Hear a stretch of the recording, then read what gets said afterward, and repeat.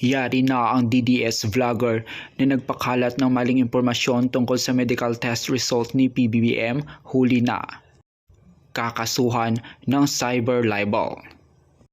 Sa panahon ng digital na impormasyon, ang katotohanan ay madalas na nagiging biktima ng politika. Nitong mga nakaraang araw, muling yanig ang social media dahil sa isang kontrobersyal na dokumento na kumalat online.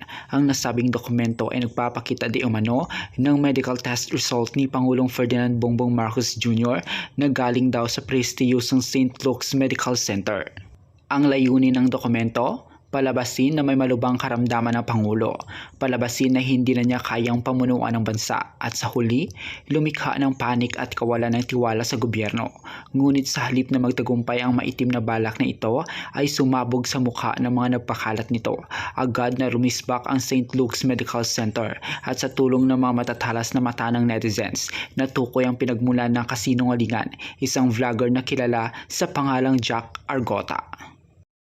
Nagsimula ang lahat ng maglabas ng public advisory ang St. Luke's Medical Center. Bihira itong gawin ng isang pribadong ospital, maliban na lamang kung ang issue na ito ay seryoso at nakakasira sa kanilang integridad. Sa kanilang statement, diretsahang sinabi ng St. Luke's Medical Center is aware of medical test results falsely circulating online and on social media claiming to pertain to President Bongbong Marcos Jr.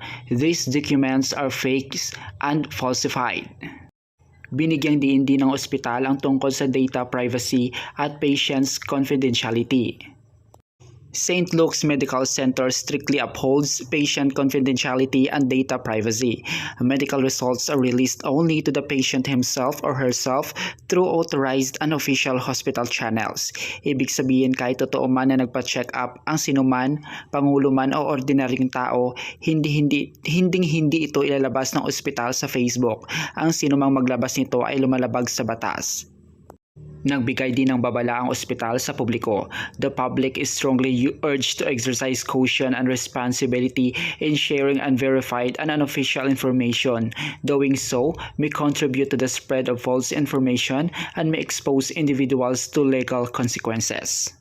Habang nagkagulo ang mga tao kung totoo ba o hindi ang dokumento, mabilis na kumilos ang mga internet slots o mga netizens na nagbabantay.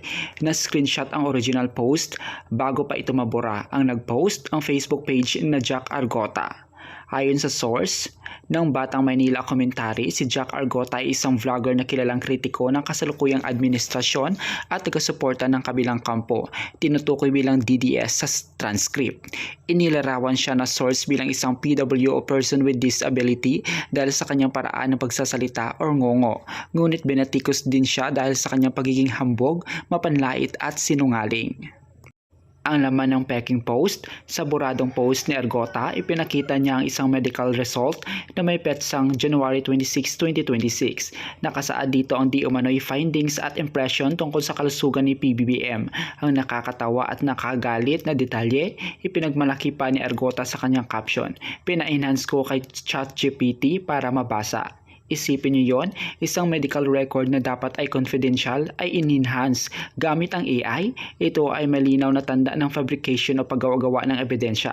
Ginamit pa niya ang pangalan ng isang doktor sa dokumento na maaaring maging dahilan para kasuhan din siya ng nasabing doktor para sa identity theft or pamameke. Sa ngayon, hugas kamay na ang nasabing vlogger matapos ang kanyang ginawa at panloloko sa publiko.